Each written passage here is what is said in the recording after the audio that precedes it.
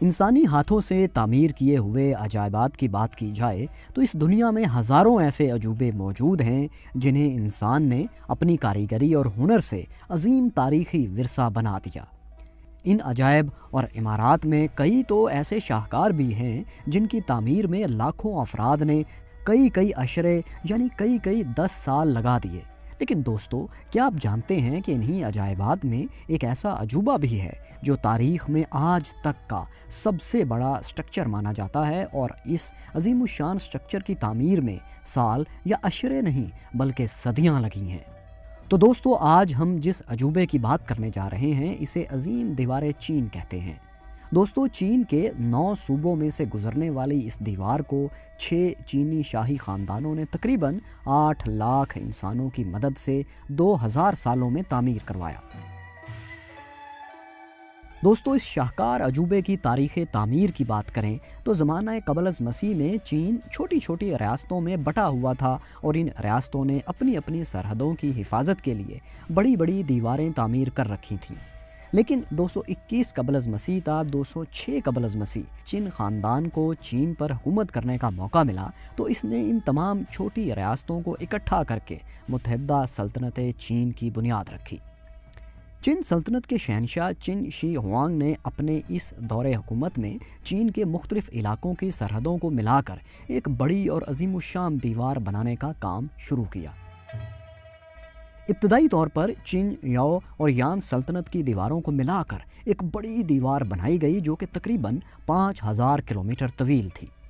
اس کے بعد مختلف شہنشاہوں کے عہد میں اس دیوار کی مضبوطی اور لمبائی میں اضافہ کیا جاتا رہا، لیکن دیوار کا زیادہ تر حصہ 14ویں سے 17ویں صدی عیسوی میں منگ شہنشاہوں کے دور حکومت میں تعمیر ہوا۔ دوستو، ایک اندازے کے مطابق منگ سلطنت کے شہنشاہوں نے تقریباً 8800 کلومیٹر دیوار تعمیر کروائی۔ اس طرح اس دیوار کی تعمیر کا کل عرصہ تقریباً 2000 سالوں پر محیط ہے۔ دوستو، شروع میں اس دیوار کی کل لمبائی کا اندازہ کبھی 5500 کلومیٹر تو کبھی 6200 کلومیٹر لگایا جاتا رہا، لیکن چونکہ یہ دیوار ایک دیوار نہیں بلکہ کئی دیواروں کا مجموعہ ہے جنہیں ایک دوسرے سے جوڑا گیا ہے، تو 2012 میں ایک آرکیالوجیکل سروے میں یہ بات سامنے آئی کہ اس دیوار کے تمام حصوں کی کل لمبائی 13171 میل یعنی 21196 کلومیٹر بنتی ہے، 21,196 کلومیٹر۔ دوستو، چین کے شمال میں منگول قوم کا ملک منگولیا واقع ہے۔ زمانہ قدیم میں منگول خانہ بدوش حملہ آور اکثر چین اور اس کے قریب کے علاقوں پر حملے کرتے رہتے تھے۔ 1234 میں چین خاندان کو چنگیز خان نے اقتدار سے محروم کر کے چین میں منگول سلطنت کی بنیاد رکھی۔ چنگیز خان کی افواج عظیم دیوار چین کو روند کر شمالی سرحد سے چین میں داخل ہوئی تھی۔ یہ 14 صدیوں میں پہلا واقعہ تھا جب صحرائے گوبی سے آنے والے خانہ بدوشوں نے اتنے وسیع پیمانے پر پھیلی انسانی آبادیوں پر اپنا تسلط قائم کیا۔ 1368 میں منگ خاندان نے منگول افواج کو چین سے نکال دیا اور شمالی سرحد کو پھر سے مضبوط بنایا۔ 1420 میں منگ خاندان کے عہد میں اس عظیم دیوار کی تعمیر کا کام دوبارہ شروع ہوا۔ اسی دور میں فوجی قلعے، سڑکیں اور دیواریں چین میں کچھ فاصلے پر گارڈز کے لیے واچ ٹاورز بھی بنائے گئے تاکہ ان واچ ٹاورز سے دشمنوں پر نظر رکھی جا سکے۔ مورخین کے مطابق اس دیوار پر 25,000 واچ ٹاور تعمیر کیے گئے تھے جن کا درمیانی فاصلہ مختلف مقامات پر مختلف ہے۔ ان واچ ٹاورز کا درمیانی فاصلہ بعض جگہوں پر انتہائی معمولی جبکہ بعض مقامات پر 3 میل سے بھی زیادہ ہے۔ یہ واچ ٹاورز 3 منزلہ تھے اور ان کی چھتوں پر ارد گرد کے علاقوں پر نظر رکھنے کے لیے بالا خانے بھی تعمیر کیے گئے تھے۔ دوستو، یہ واچ ٹاورز ایک مقام سے دوسرے مقام تک سگنلز بھیجنے کے لیے بھی استعمال کیے جاتے تھے۔ اگر کسی مقام پر دشمنوں کا حملہ ہو جاتا تو آگ جلا کر باقی ٹاورز تک اس حملے کے متعلق خبر دی جاتی تھی۔ ایک ریسرچ کے مطابق ایک ٹاور سے ایک دن میں 620 میل دور تک سگنل بھیجے جا سکتے تھے۔ دوستو، ایک اندازے کے مطابق اس دیوار کی تعمیر میں تقریباً 8 لاکھ لوگوں نے کام کیا، جن میں 3 لاکھ فوجی جبکہ 5 لاکھ عام چینی شہری تھے۔ اس عظیم الشان دیوار کے میٹیریل میں ریت، اینٹیں، چونے، لکڑی اور پتھر کا استعمال کیا گیا۔ اس کے علاوہ کچھ جگہوں پر ان اینٹوں کو جوڑنے کے لیے چاول کا گودا بھی استعمال کیا گیا ہے۔ ایک اور اندازے کے مطابق اس کی تعمیر میں تقریباً 3 ارب 87 کروڑ 3.87 بلین اینٹیں استعمال ہوئی ہیں۔ دوستو، یہاں ایک اور بات بھی قابل ذکر ہے کہ ایک پہیے کی ہاتھ سے چلنے والی ریڑھی بھی چائنا کے اسی قدیم دور کی ایجاد ہے اور اسے سب سے پہلے دیوار چین کی تعمیر میں استعمال کیا گیا تھا۔ دوستو، اس کے علاوہ دیوار چین کا کل وزن ایک اندازے کے مطابق تقریباً 5 کروڑ 80 لاکھ ٹن تک ہو سکتا ہے۔ یہ دیوار مختلف مقامات پر 25 اور کہیں کہیں 50 فٹ بلند ہے، اور اس کی چوڑائی کی بات کی جائے تو کہیں کہیں اس کی چوڑائی 15 فٹ اور کچھ مقامات پر 30 فٹ ہے۔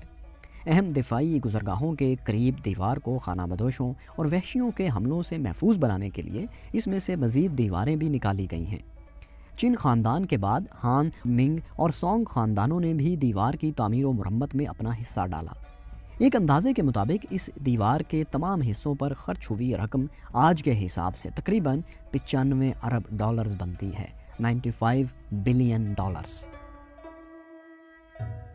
دوستو، شہنشاہ چن شی ہوانگ ایک ظالم شہنشاہ کے طور پر جانا جاتا ہے۔ یہ شہنشاہ اس دیوار کی تعمیر اور اتحاد چین کے علاوہ تانبے کا ایک نیا سکہ جاری کرنے، ریشم کو رواج دینے، اوزان اور پیمانوں کو ایک معیار پر لانے، لوہے کے ہتھیار اور زرعی آلات بنانے، ایک بڑی نہر اور کئی بڑی بڑی شاہراہیں تعمیر کرنے کے لیے بھی مشہور ہے۔ اس کے علاوہ دوستو، شہنشاہ چن شی ہوانگ نے 213 قبل از مسیح میں ایک فرمان جاری کیا جس کے تحت زراعت اور طب کے علاوہ تمام علوم کے متعلق کتابیں نظر آتش کر دی گئیں، انہیں آگ لگا دی گئی۔ ان جلائی جانے والی کتابوں کے مصنفین اور بڑے بڑے اسکالرز کو بھی اسی شہنشاہ کے عہد میں زندہ جلا دیا گیا۔ دیوار چین کی تعمیر میں لاکھوں لوگوں کی خدمات زبردستی بزور طاقت لی گئی تھیں۔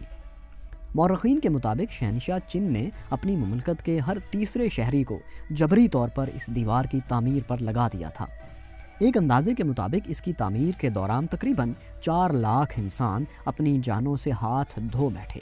اسی لیے اس دیوار کو the longest graveyard of the world, یعنی دنیا کا سب سے طویل قبرستان بھی کہا جاتا ہے۔ دوستو، دیوار چین کے متعلق کئی مفروضے بھی زبان زد عام ہیں، جن میں سب سے مشہور یہ ہے کہ یہ دیوار چاند سے بھی نظر آتی ہے۔ یہ مفروضہ 1929 میں نیشنل جیوگرافک میگزین میں چھپنے والے ایک آرٹیکل میں پیش کیا گیا، جس میں کہا گیا کہ انسانی ہاتھ سے تعمیر ہونے والی اس دیوار کو چاند سے دیکھا جا سکتا ہے۔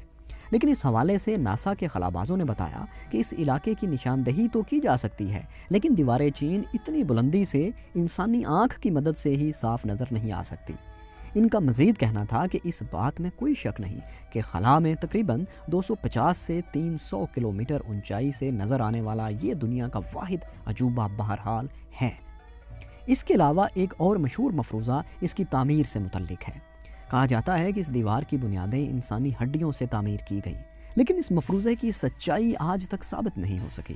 البتہ کچھ مقامات پر انسانی ہڈیاں ضرور ملی ہیں، لیکن ریسرچرز کے مطابق یہ ہڈیاں ان مزدوروں کی ہیں جنہوں نے اس کی تعمیر میں اپنا حصہ ڈالا۔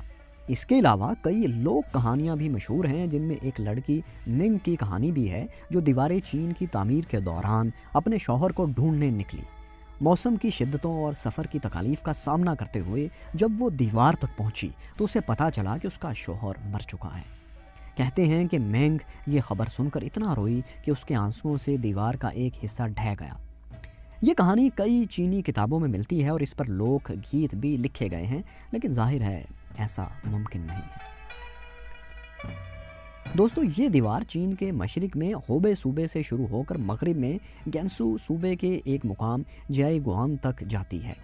یہ قلعہ نما دیوار پہاڑوں، میدانوں، سبزہ زاروں اور صحرائے گوبی سے ہو کر گزرتی ہے۔ ساتھیوں، جیائی گوان کے مقام پر ایک عظیم الشان درہ بھی موجود ہے۔ دیوار کا یہ حصہ بشمول درہ جیائی گوان 1772 سے 1539 کے درمیان منگ خاندان نے تعمیر کروایا۔ اس درے کے متعلق ایک چینی ماہر انجینئر کی کہانی بھی بہت مشہور ہے۔ چینی انجینئر نے درے کی تعمیر کے حوالے سے حساب لگایا کہ درہ جیائی گوان کی تعمیر کے لیے 99,999 اینٹیں درکار ہوگی۔ حکام کو اس کی بات کا یقین نہیں آیا اور انہوں نے کہا کہ اگر اس کے حساب میں ایک اینٹ بھی غلط نکلی تو سارے مزدوروں کو 3 سال قید بامشقت بھگتنا ہوگی۔ تعمیر مکمل ہونے کے بعد لیکن ایک اینٹ بچی پڑی رہ گئی۔